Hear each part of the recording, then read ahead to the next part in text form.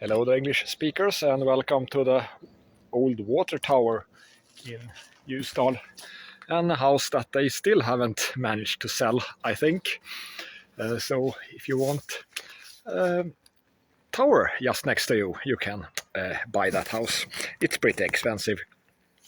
Today we'll give you some things to think about because it's Sunday, but let's start by taking a big, deep breath. So you can actually go up in this tower if you ask for a key in the city hall. So when we are talking about good and evil, it might be good to know what we are talking about. If we just say that everything we like is good and everything we don't like is evil, that's simplistic. So good is everything that creates more life and more interesting life, more freedom. So if you are building something, that's a typical way of doing something good. Something evil, that is to enslave stuff and to make life less. So if you, for example, are a hunter, you can be good or you can be evil. If you are good, you are hunting animals that would have been overpopulating everything and destroyed the nature, then you are doing good. If you are slaughtering all the buffaloes because you hate Indians and want them to starve, that should be considered evil.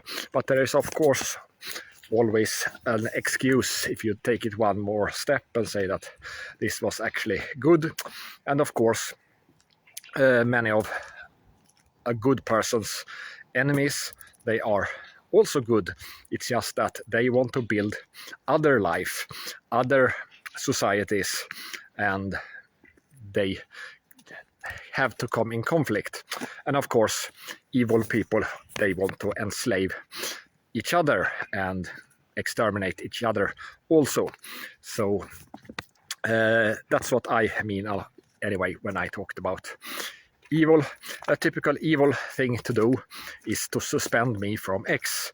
And not only am I stopped from even liking or following people, and of course not posting, but they deleted all my posts.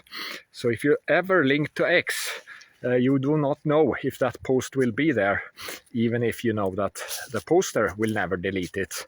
But it's just an unsecure place to link to. So that's evil, objectively.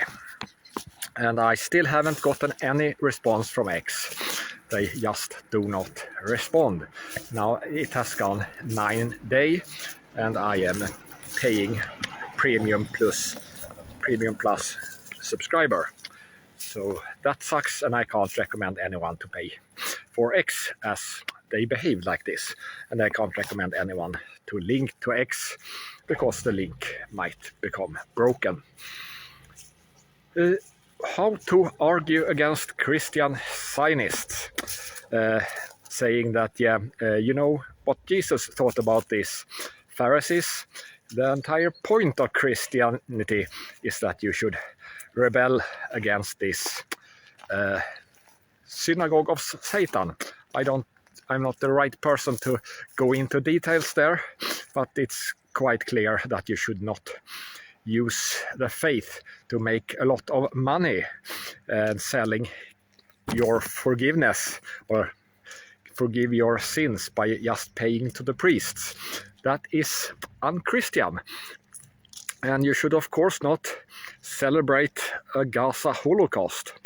But if you haven't noticed it yet, people are not convinced by arguments. You might think that they have no answer to this argument, which might be true, but they don't care. They will say, Jesus was a Jew, and therefore he is just like the Pharisees that he flipped the tables for. They will make up arguments anyway. So why? What can you possibly do? So the evangelicals, for example, that are Zionists still, they want a community. So they have built their community on this lie. So they have to distancing themselves from all their friends and community if they ever want to get rid of this lie.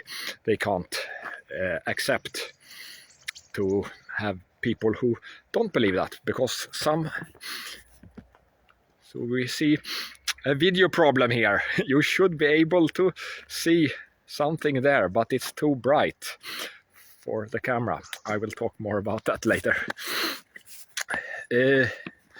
So if you can provide some community for them, that might be a way to expand more healthy thinking that is not evil. And one thing that might help the Zionists to convince Christians that they should be anti-Christian Zionists instead is the crazy left. So the left worship abortions, they worship all sorts of anti-human behavior. They think the world is overpopulated and we should sort of praise the climate or worship the climate lies, because that's what their agenda is, and of course destroy the culture and that sort of thing that the crazy left wants. Not the real left, but that's not much left of that. So then the Christian Zionists, they seem like the alternative, the only alternative. So that is bad. So this might be a reason behind these No Kings demonstrations that make no sense. So I don't think they will accomplish anything with the actual demonstrations. It just make them look crazy, which might help some Zionists to spread their message that is against those crazy theaters, but they just look deranged, including the billionaires that are funding it. They also seem out there spending a lot of billions on this. That is mostly some sort of theater. But if you look at it as a sport or music event, so they are not trying to do anything. They are just trying to get together, meet, have some fun, and spread some total bullshit that should not have any... it doesn't affect the world, basically. But this is called capacity building, if you are speaking the language of color revolutions. So when they get all these paid demonstrators and others that might come there because they are curious and they just want to meet some people and see some spectacles, then you can point out if you need, for example, a crazy guy to do some terrorism of some kind, you can find them in those crowds. Or if you just want a lot of people that you have in a network and you want to create a new message, you come up with something that's way better than No Kings, which is ridiculous. But you finally come up with something that's good, and then you want to push it out, then you can use this capacity that you have built up with this network.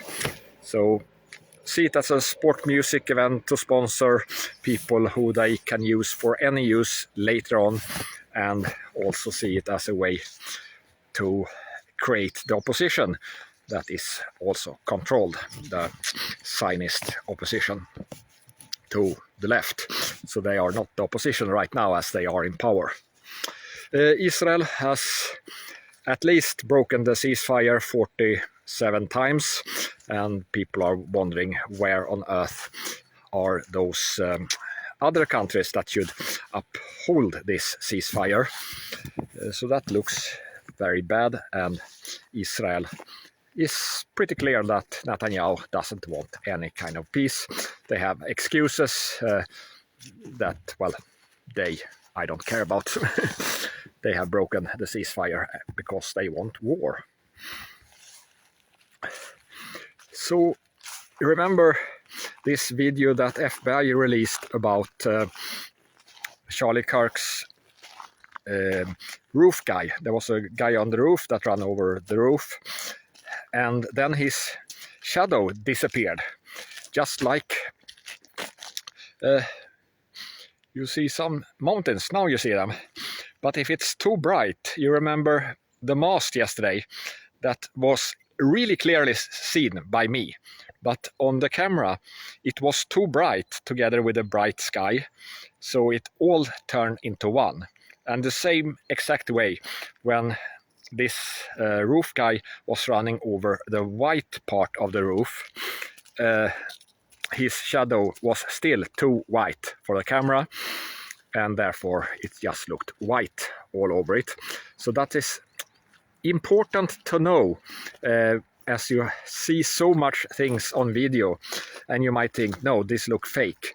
It actually is a good proof that this is not AI generated, because there is a good explanation for it. And the next thing is that there were some guy walking behind a tree and then disappeared. So that didn't happen. I have linked to a video where you can see how it actually looked like there. First of all, it was two trees, but they are standing in line towards the camera, so it looks like one. And the people who are walking there, they are walking down a path away from the camera, and this path goes downhill, so there they just disappear under the hill that is there. So every time you see something that look totally out of there in some video, there are probably a natural explanation for it. Even if you can't figure it out, there is always something. And the same thing with the jetliners that passed behind the buildings, so they look like they are not real airplanes that crashed into World Trade Center, but that has just to do with the MPEG compression that couldn't change the pixels fast enough for things to look real. So it looked semi-real. So that's just the compression. So important to know as you consume so much material via video. And if you want to consume mead, I've linked to an interesting video about black mead. So this is really dangerous to do if you don't have the right equipment, because when you boil the honey so that it becomes black, then it will spit out and you will burn yourself very badly. So be careful if you do that, otherwise you can do different meads. And they also explain the reason for mead in a long history. And mead and honey are really good at killing bacteria. So if you have any bacteria problem, you can use it for that. And if you drink it and you're not used to mead or garlic or what other spices you are consuming to fix your stomach problems due to bacteria, well, you will get into chaos. So before you try these cures, make sure that you at least have some resistance to honey and garlic or spices that you are generally using. But with those thoughts, what do you think? Are you a good person? Can you be a better person?